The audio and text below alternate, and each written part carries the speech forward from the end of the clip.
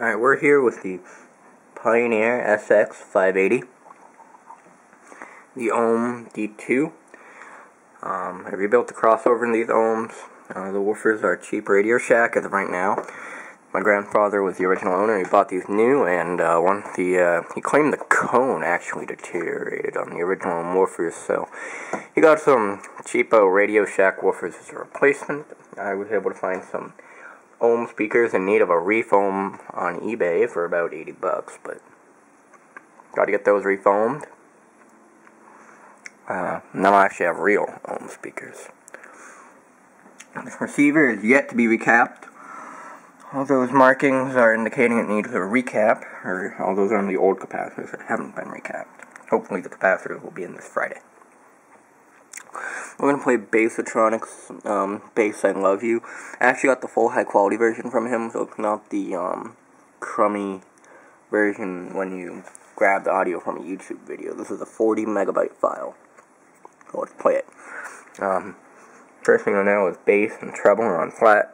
Volumes between the 9 and 10 o'clock position. Loudness is off. 20 watts per channel.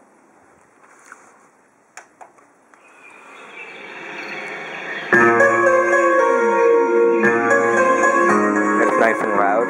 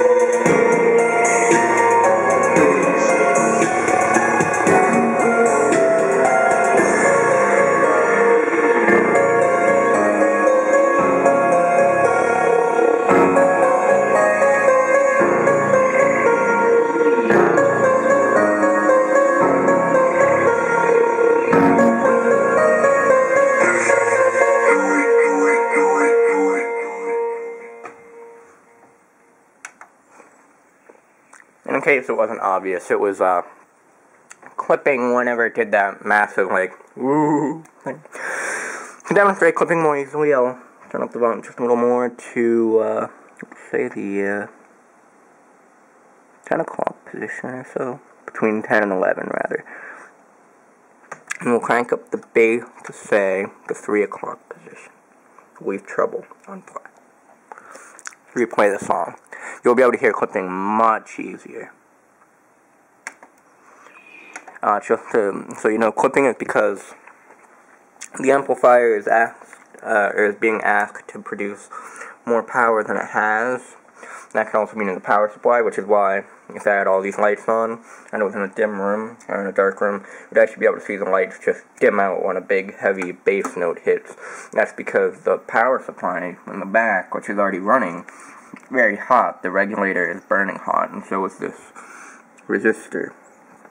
Right there. Those, everything's being strained to deliver more power, which it can't do, so you're pretty much running it to the max. I'll demonstrate that.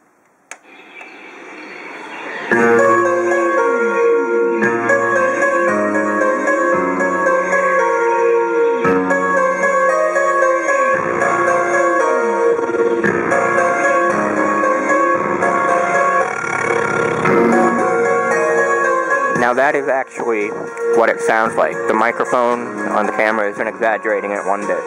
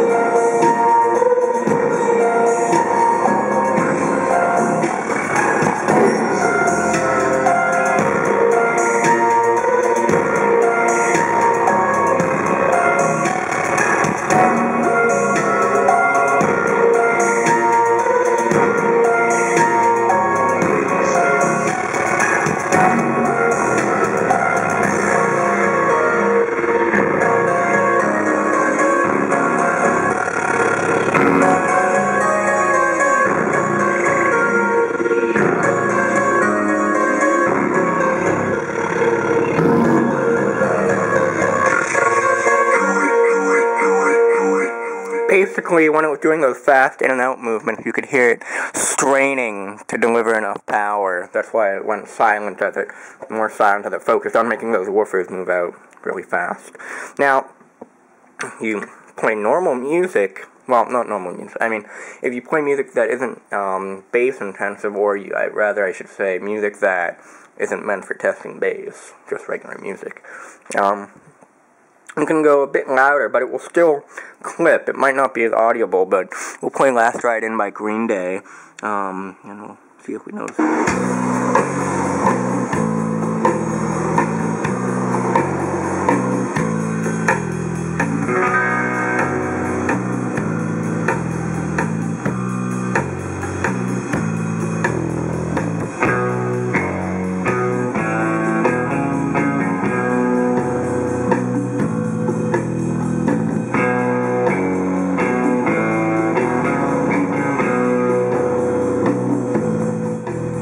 See, that's what it sounds like when it's clipping. Normal music, and then this is regular, flat, bass and treble.